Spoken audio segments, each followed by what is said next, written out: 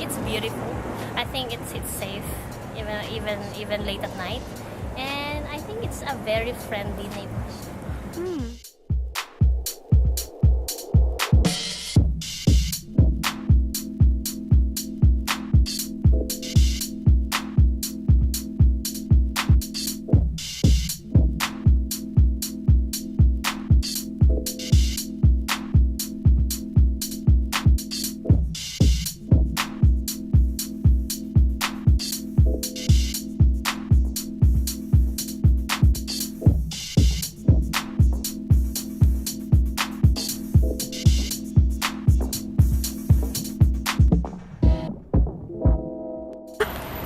Ugly, stinky, cold, small, but it could be used as a small space for something else. Yeah, it would be fun if there's like a chair outside, especially in summer. Oh, I would love that. I would dine if I was a customer of Starbucks or Dairy Queen. I would really dine. A place to sit, yeah. We don't have to focus on the garbages and This stuff. maybe could have seating or something. Yeah, that's what I. Yeah. Yeah.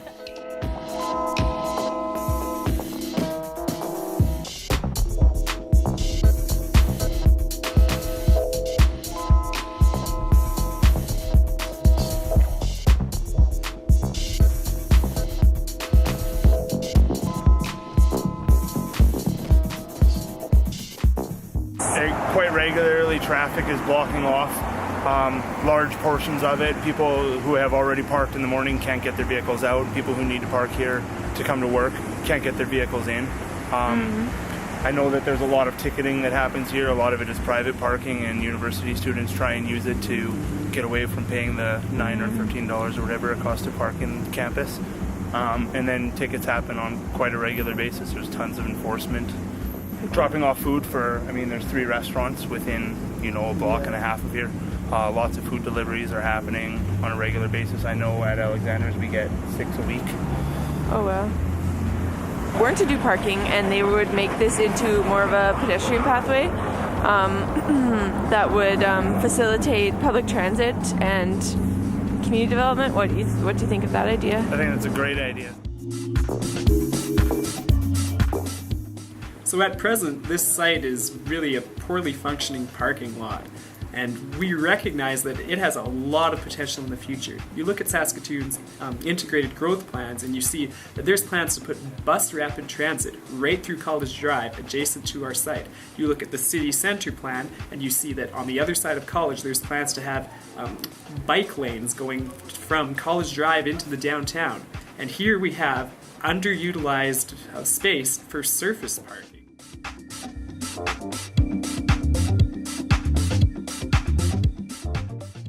So in the expressway, our team thought about many different major design considerations. The first one is a pedestrian crosswalk connecting our site to campus. And this crosswalk is really more of a sidewalk extension, so there's no curb that pedestrians have to step down from, and so it really prioritizes them over motor traffic. Another thing we thought about in designing this site was reorienting businesses so that they open into our new public space. And this is key in making a lively, vibrant, and safe public space as it increases natural surveillance and encourages people to stay. So you see this in a few key areas. We have an existing Starbucks where we create a patio area. Right above it is a fire escape, which we turn into a second-story entrance to a business that's a balcony with its own seating.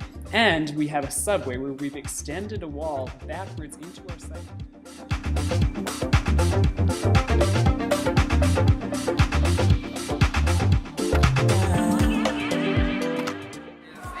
Will draw in a lot of people. Patio, especially in the summer months, we get a lot of people that want to come in, they want to sit. And you can see there's not a lot of room in the cafe. Thank you.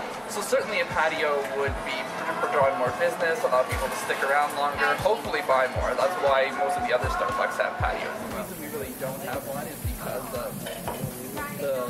all we have is sidewalk out front. If we had more than sidewalks, Starbucks would actually make us have one because they really want those patios. But also it brings in a lot more of the community as well, because we have very large, we have like the bankers community over here, we have a whole bunch of residential just behind us. But it's really hard to get them to come in and stay just because all we have is this little bar and some tables over there, and that's about it. So definitely if we could get more of a patio, I think it would definitely increase our business here. Businesses in this area were kind of secluded around the perimeters, where we hope to transform it, where instead of people that are grabbing a coffee at Starbucks and going to their work for a meeting, we can maybe have a chance to use the patios and balconies and maybe bring their meetings to this area and bring more businesses to the Subway and the Starbucks and the Dairy Queen right beside it.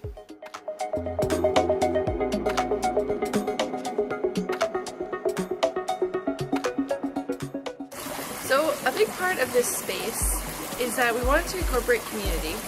This space or corridor connects the community with the university.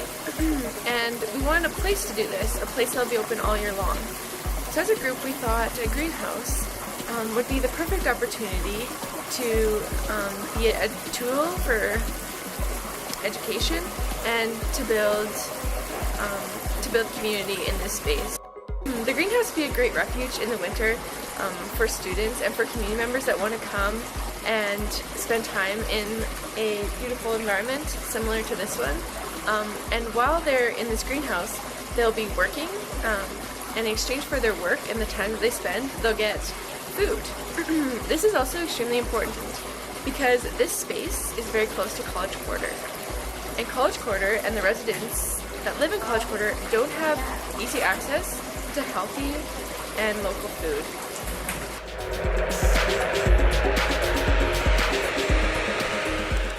Greenhouses are awesome to start off with. You can use them for a lot of different things. So for food production is one of the big issues. They can be used for business to make a little bit of cash on the side if you want to sell, but more and also just another type of experience in terms of how to produce food and different ways of producing food. So a lot of benefits. Two different types of cooperative that could be there. One is a work share cooperative, or you pay a fee. You pay a fee and you get a discount, or instead of paying the fee, you work in the greenhouse and get the same discount without paying the fee. So you use your expertise. I like the work ones because it then teaches people how to produce food, so that they could then go and in their own backyards set up a greenhouse, and they know how to do it then too. And there's just a lot more experience and learning, and therefore appreciation and celebration of the food produced out of it. We want to incorporate elements of public art into our space because we believe it's important to provide visual excitement to the area as well as diverse visual textures. We want to invite people to the space and bring color to our winter city. We want to provide an image for the residents, students, and local business owners that can be shaped, detailed, and maintained by them. To achieve this, we are partnering with the Visual Arts Student Union, or VASU, and additionally inviting interested community members of Saskatoon to create and recreate murals and installations in the space annually. Aurelia and I are co-directors of the Visual Arts Students Union. Our mandate is to bring our students who are isolated here on campus out into the community to show their art in places other than the few galleries we have here for students. Just bridge the gap between us and the rest of the city. It just gives us a real-world opportunity to create art in a public space. Often we're restricted to our studios, so it's great in that sense. We'll get to meet with community members and see what actual issues are on the street. The designs would go through an approval process to ensure its legitimacy. Once approved, an annual street art style festival would be initiated every August in collaboration with local musicians.